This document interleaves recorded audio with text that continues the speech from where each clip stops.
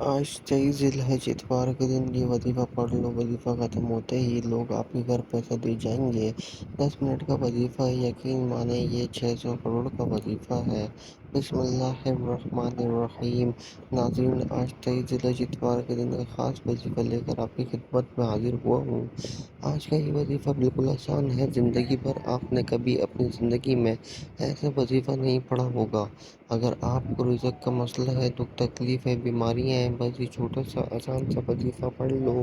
اگر آپ فوری طور پر مالا مال ہونا چاہتے ہیں تو آج 23 ذی الحج اتوار کے دن یہ وظیفہ لازمی پڑھ لینا۔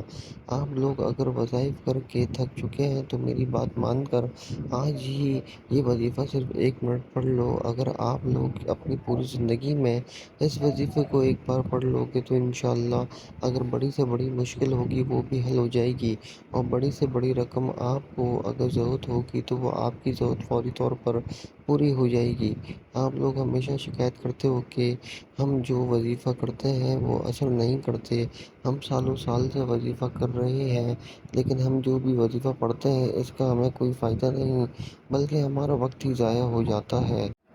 اس کی بہت ساری وجوہات ہیں، بہت سے مسائل ہوتے ہیں، لیکن آپ نے بالکل بھی پریشان نہیں ہونا اور گھبرانا نہیں۔ بس آپ نے اپنے رب پر کامل یقین اور مکمل بھروسہ رکھنا ہے۔ اللہ پاک پر بھروسہ اور اعتماد رکھتے ہوئے یہ وظیفہ پڑھنا ہے، اور انشاءاللہ اللہ تعالیٰ آپ پر اپنے فضل و کرم کی بارش برسائے گا اور آپ کی خوب مدد فرمائیں گے۔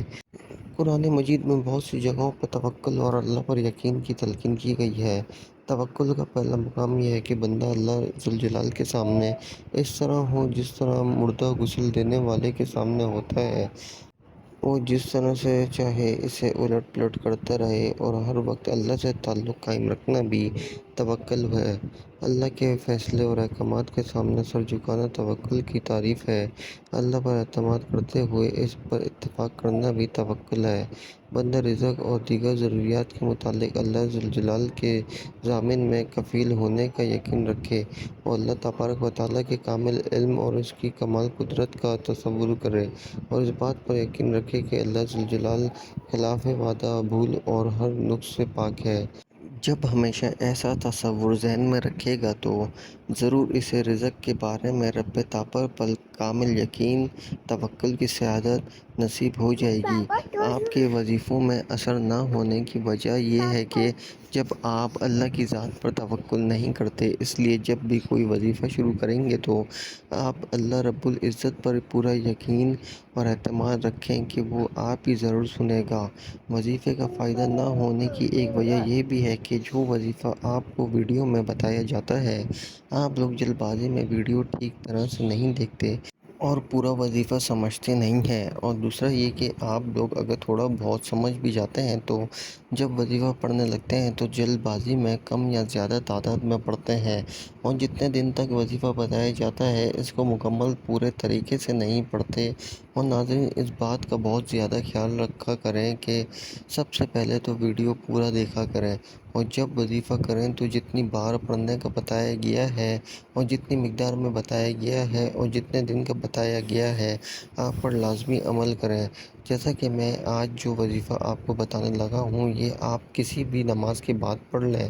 آج کا وظیفہ بتانے سے پہلے آپ سے گزارش ہے کہ اگر آپ نے ابھی تک اس چینل کو سبسکرائب نہیں کیا تو خدا را اس چینل کو ابھی سبسکرائب کر لیں، کیونکہ ایسے بہت سے وظائف، بہت سے اعمال آپ کے حوالے ڈیلی بیسس پر کرتا رہوں گا۔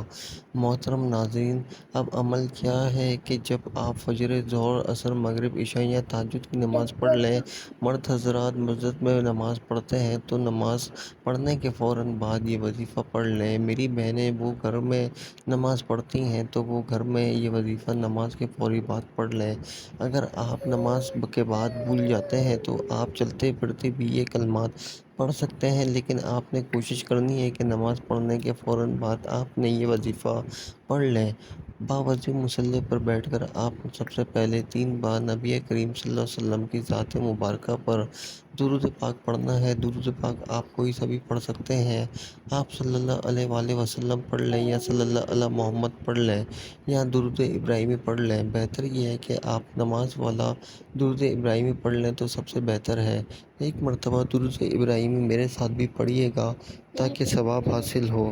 اللہم صلی علی محمد وعلی آل محمد کما صلیت علی ابراہیم وعلی آل ابراہیم انک حمید مجید۔ اللہم بارک علی محمد وعلی آل محمد کما بارکت علی ابراہیم وعلی آل ابراہیم انک حمید مجید۔ جیسے ہی 3 مرتبہ آپ لوگ درود پاک پڑھ لیں گے، اب آپ نے اپنی آنکھوں کو بند کرنا ہے اور اپنے مقصد کی نیت کرنی ہے۔ ہر انسان کا مقصد الگ ہے، ہر انسان کی حاجت الگ ہے، ہر انسان کی خواہش الگ ہے۔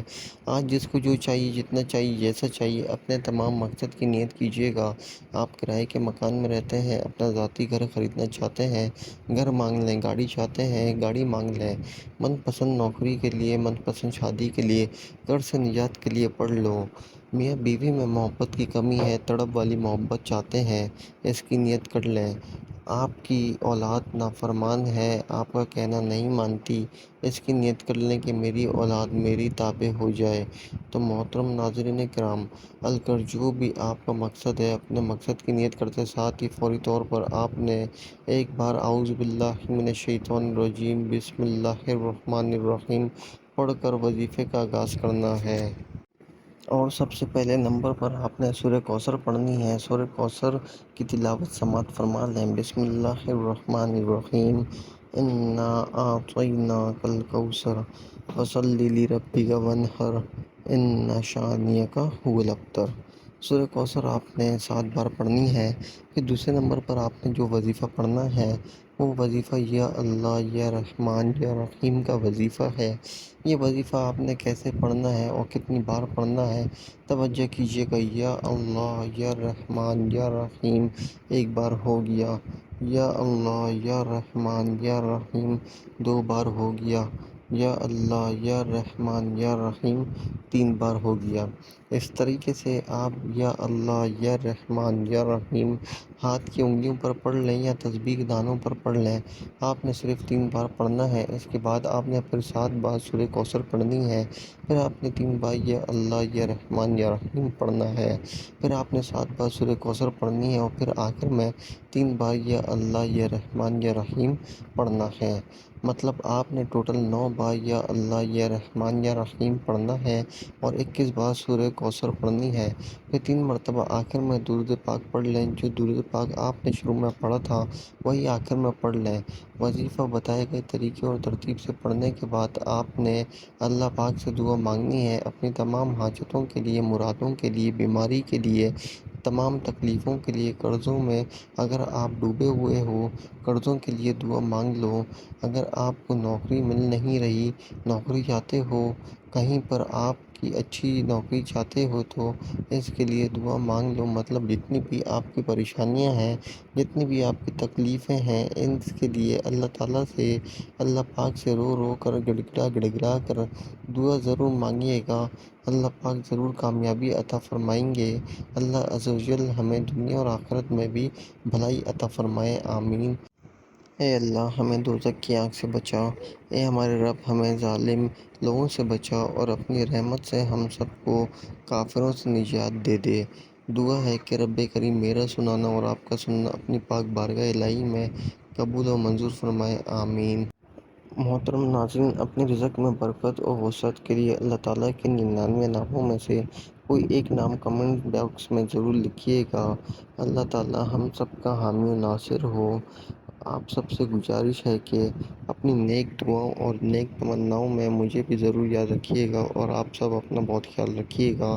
ملتے ہیں کسی اگلی ویڈیو میں، جب تک کے لیے السلام علیکم ورحمۃ اللہ وبرکاتہ۔